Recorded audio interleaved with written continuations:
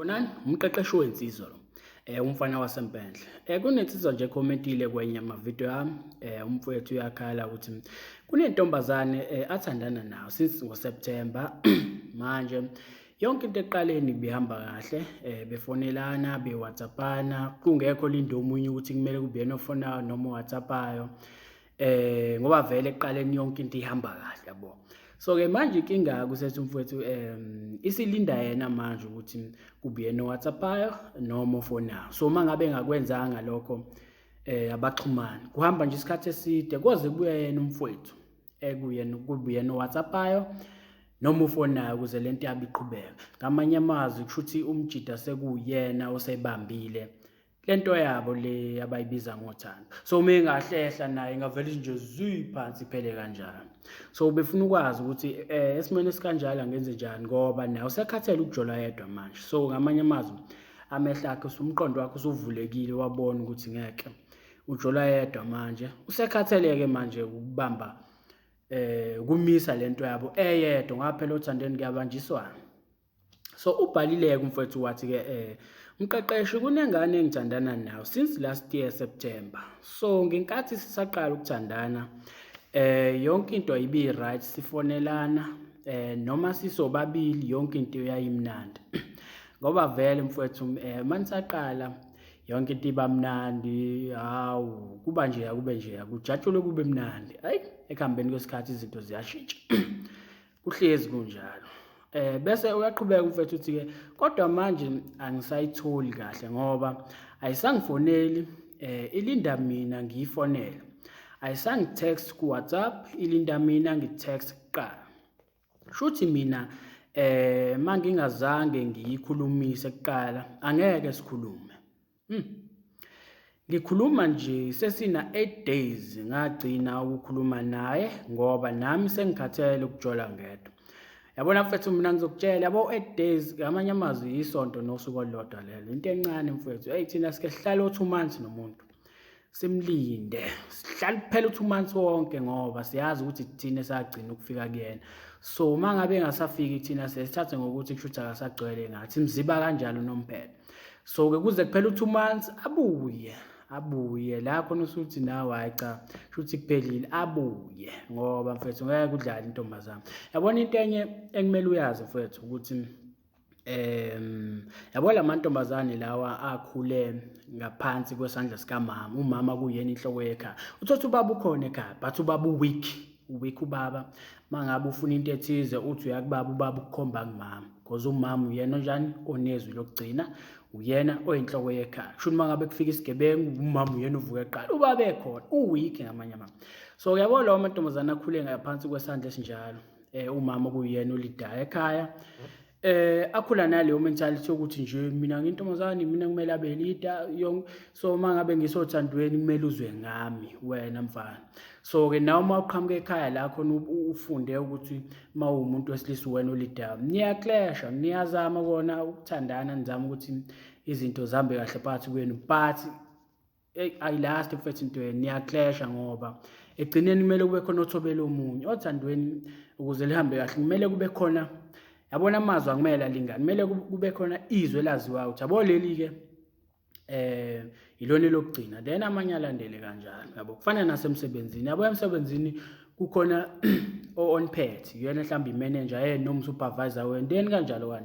Mangathiwa nonke no supervisor emsebenzini noma nama manager noma nama general manager noma nonke no city manager ngeke isebenze mfethu leyo nto. Yabo kumele kube khona i-hierarchy nasothandweni kuba njalo but hayi phela ukuthi ukugcina usukhombisa ukuthi angilaleli nina kanjani. Ngisho city manager uyalalela o-GM abekhuluma naye yabo but isinqumo siyazi ukuthi city manager isona esiphezulu. So nasothandweni kuba njalo. And enye mfethu into engiyibonayo la kwena ukuthi yabona le ntombazane lo ichazayo la iyona enamandla okudlula wena othandweni because njengoba wena uconcern kangaka ukuthi Nkosi yami sesina 8 days sisagcina ukukhulumisana yabo sho ngamanye amazwi lento ikuphatha kabi and uconcern ukuthi kwenzakalani othandweni. Thothi yena intombazane mhlambe ile ayinendaba nokuthi nje kwenzakalani phakathi kwenu yabo. So ngamanye amazwi inamandla okudlula wena okuyinto engamele uyivumele leyo yabo. So ingakho ngithi mina mangabe umuntu wesilisa wena olidayo, wena udriver, yabo, awukwazi ukuhlala esicabheni ukube umuntu wesilisa ulethe intombazane ishayela, ngoba mangabe isishayela iyokuphose weni mfowethu, yabo. So wena as umuntu wesilisa wena udriver, yena kumele ahlale la eduze wakhe, yabo. Wena inkombandlela, wena olidayo, yabo. So mangabe senamandla okudlula wena, wenza ugcina usuconsent, usukanje usuphatheka kabi, yabo, uthi uyamkhulumisa mhlawumbe aphendule after 10 minutes i-text yakhe online indaba, awubona ukuthi mhlambe i-level yakhe yothando kuwena seyehlile, yabo. So nawe kumele wenze accordingly. Mangabona ukuthi umuntu useyahlehlela, musukusondela kakhulu, yabo. Mangabe usondela kakhulu umuntu ehlehla, yabo, kahle kahle usuyamjaha ngamanye amazwi. Into mangabe uyijaha kuchaza ukuthini, kushuthi iyakubalekela. Njengoba ikubalekela kuchaza ukuthini, kushuthi ayikufuni, yabo.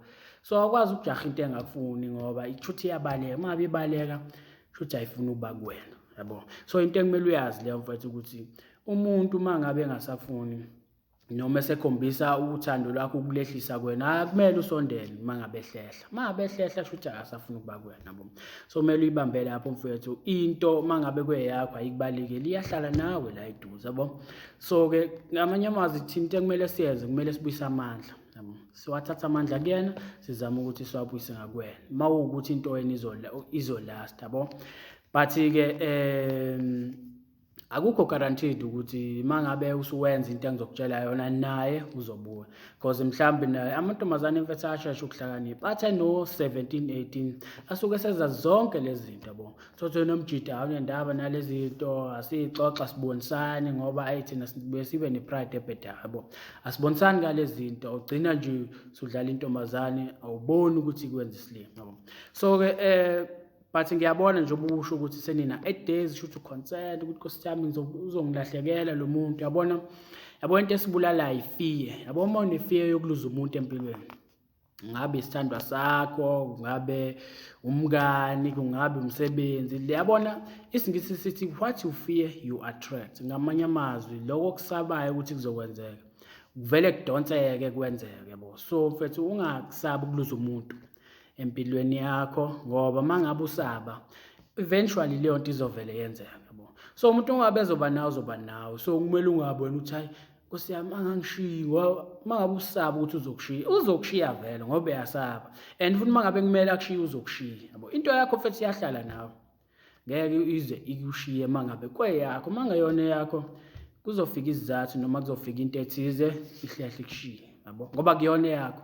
So ke uthi mfethu weme eqhubeka shuthi mina okay uyibambe kuphi, angazi ngenze njani, ngoba uyithanda ngiyayithanda impela, kodwa futhi angifuni ukubonakala engathi ngidesperate manje. So mfethu ukuthi okwamanje i-lockdown le inomphumela omubi, but into mfethu engifuna uyenze la ukuthi yabona, ngoba wena wagcina kumWhatsApp noma wena wagcina kumfonela, awumnikeze ithuba naye, yabona. Abantu abaningi bayakhohlwa ukuthi yabo ngalesikhathi ningakhulumisani uthando liyakhula, yabo. Liyakhula mfowethu. Wena mhlawumbe usukuyitshela ukuthi uzovela khohlwe ngami athole omunye ngisale kanjalo. Cha, ngisho ngamthola omunye, but wena ngokuthi kade akugcina kuyanyuka mfethu. Lento ibone ngawe, yabo. Njengoba usuthi nina 8 days kade nagcina ukukhulumisana, buka manje bheka kuwena ukuthi usumkhumbula kangakanani. Usumkhumbula kakhulu. Ngisho ngathi kufika intombazane kuwena, but yena ula ekhanda lakho uyaringa la. So ke mfethu, ngoba wena wagcina kumWhatsApp noma wena wagcina kumfonela, ungabusamfonela, ungabusamWhatsApp, umlinde kanjalo, yabo. Uzomlinda kanjalo.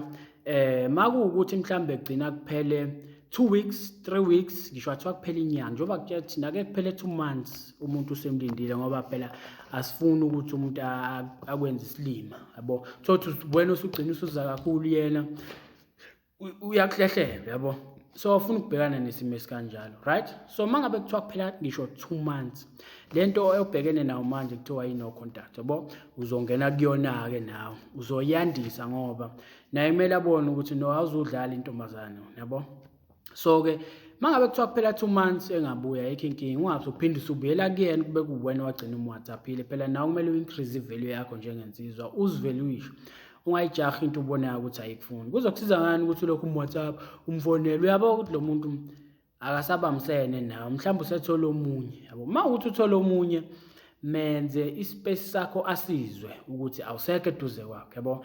Angaphazamiseki kule nto ayenzayo. Uma ukuthi unenye indoda asayitholile, akabe nayo ukuze ezokufila wena i-absence yakho, yabo. So noma uphinde lo mfonele WhatsApp yena usethule, yabo. So awuzu-WhatsApp mangabe kuthiwa kuphela 2 months engathula ayikho inkinga, yabo, but eventually uzobuya, yabo. Uma ukuthi wakuthanda uzobuya, unless uma ukuthi ubengathandi vele bedlala ngawe, kulula umuntu ukuthi umshiye uma ukuthi vele bungamthandi udlala ngaye.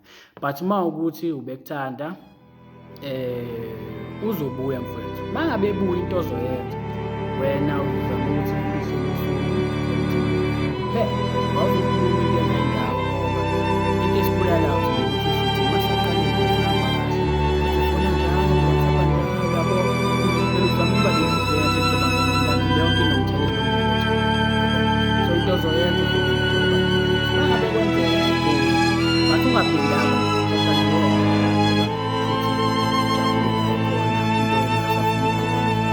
so uzomziba nawe.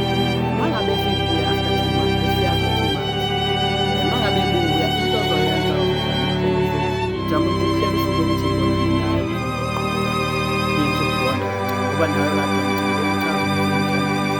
yabo nje into abangukuthi uthanda ile period le yokuthi anisaxhumani ngandlela thize, yabo. Lo 8 days lo shuthi wena mkhulu kuwena, yabo. Nathi aqala lapho kuba 3 days, 2 to 3 days ningakhulumisana, mhlawumbe kokuqala futhi 2 usuku ningakhulumisana, yabo. Gcina ukuthi so 3 days, gcina ukuthi so 8 days lo bala gcine sekuwo 2 months kanjani. But uma ukuthi ubekuthanda uzobuya, so the moment ebuya uzohlela usuku nalo ukuthi nibonane. Angazi kanjani-ke ngoba sisabhekene ne-lockdown okwamanje, but nawe uzobona ukuthi wenze njani njengensizwa. But into ebalekile ukuthi uhlele usuku lokuthi nibonane, ungalo ukhuluma naye efonini, lo nikhuluma into engayindawo. Uthando lwefoni angikholele efonini, ukuthi lo nikhuluma efonini lisebenzisa ifoni njengethuluzi lokuthi nithandane. Cha, ifoni ithuluzi lokuthi nibonane ukuze nizokwazi phela ukuthi nenze into yenu njengethandana, yabo. So ngiyathemba mfethu uyawuza umlayezo wami. Mangabuza mfethu into encane ongayenza, uma ukuthi uyayibona le message ngisho kuwena ine-value, nawe phela ungasiza ngokuthi usubscribe kule channel, ngoba mina nawe kusakuningi esimele sibonisane-ke kuyona. Phela nami ngithola ugqozi nofuqufuqu mfethu ukuthi ngiqhubeke ngikwazi ukuthi sisizane sephambili. Shabuke mfethu.